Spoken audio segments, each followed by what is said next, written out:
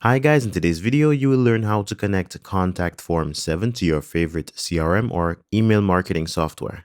And I'll be leaving a link to the documentation page for this tutorial in the description down below. Alright, so since I already have Contact Form 7 installed, I'm going to click on its menu item on the left, which is Contact.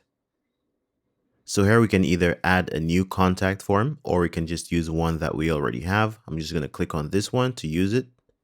Okay, so here we have the code that basically makes up our form.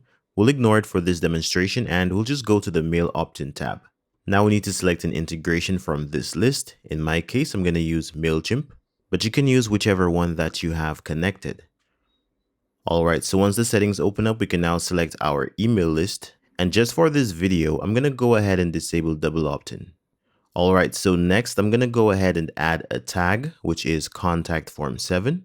And this tag will be assigned to anybody who completes this contact form. Next, we'll need to map our form fields. We'll map MailChimp's email field to Contact Form 7's email field, and we'll go ahead and do the same for full name. We'll map MailChimp's full name field to our form's your name field.